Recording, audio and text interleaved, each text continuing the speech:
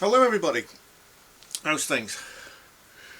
Good. Yeah, so I'm fixing up this guitar. I did a review of it last year. It's a Japanese Rockson series Strat copy. Now all my research suggests that it's actually based on a 1964, whereas I used to think it was a 63, but I've seen a few videos now, and the pearl inlays, sort of slightly thinner neck, this sunburst, it generally resembles a 64.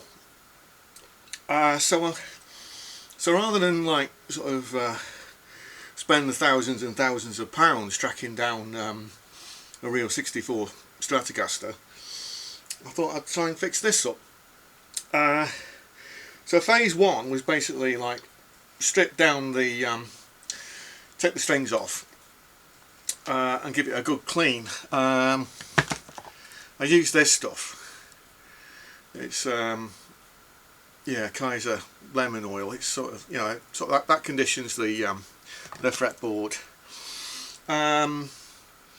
Although before that, the because it's quite old, I mean, this actually, from what I've seen, it seems to date from about 1976.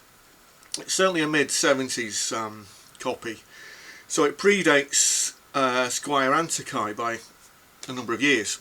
It is very close to like a Tokai Gold Star, but anyway, that's for another time, doing those comparisons. Yeah, so what I was saying, because it's quite old, the machine heads, they were quite stiff, and they had all sort of like rust and whatever on them. But good old trusty WD-40, you get this little pipe thing, and if you actually have a look, you can see the holes in the back. You just spray it in there, and then give the tuners a move them backwards and forwards, and then that really frees them up. They seem to be Goto tuners. They're unmarked, and I'm assuming they're original. There's no date on the plate at the back either.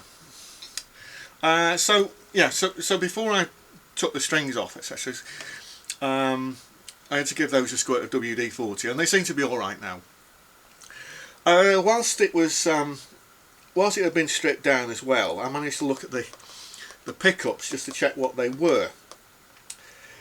The pickups themselves, they've actually got like black on the bottom, but I think they're Japanese copies of 60s pickups. I could be wrong about that. I'd need more of an expert opinion, but they do sound very close. So for those, similar operation, I got some of this. It's called Air Duster.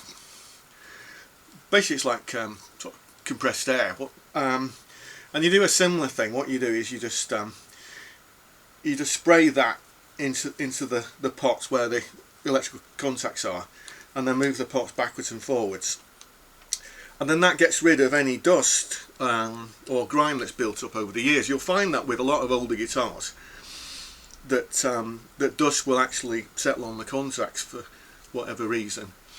Now, I must point out, whatever you do, don't get these two mixed up, because you're going to ruin the contacts if you spray WD-40 on the pot. Now, however, I mean, in the WD-40 range, they do something very similar to this. So I don't know what the hardware shops. Yeah, I don't know what the hardware shops are like where you come from, but you go to a place like Screwfix or Wilkinson's, or I mean, I actually got that from Poundland. That cost me £1. So, you know, those sort of bargain type shops as well, have a look in there. I suppose Wicks, I don't know if Wicks are still going, or like you know, places like that, but certainly like most hardware shops should be able to suggest, you know, things like this, and then just explain what you want to do, and I'm sure somebody will help you out. But yeah, so really remember, this for machine heads and this for electrical contacts. I should do it that way around, so that's a better way of remembering, isn't it? Okay, so so the next phase was just cleaning this down. As I say, I've like done it with lemon oil, and this fretboard has now come up really nice. The frets are in good condition. The next phase, that will be, I ordered a new trem block, because this has got like a zinc block in it and it's very thin, whereas this one will have it'll have a much thicker block on it, and that will improve sustain.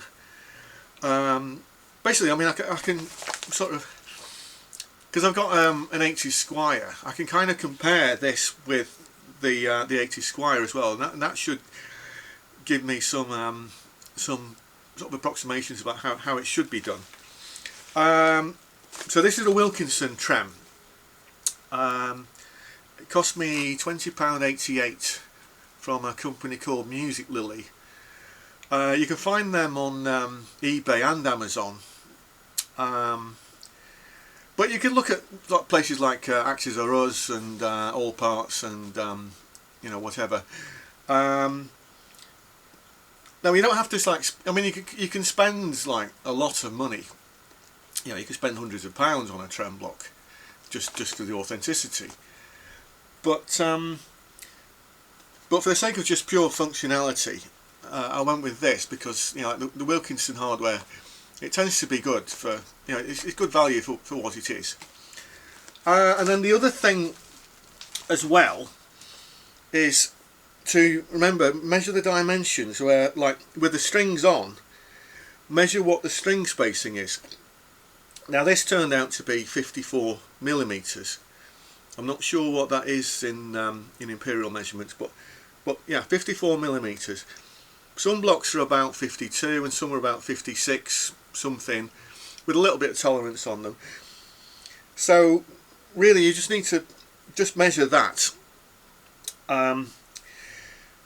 I had debated about whether to replace the pit guard, the scratch plate, but I quite like it, like the white against this sort of greenish colour. I quite like that.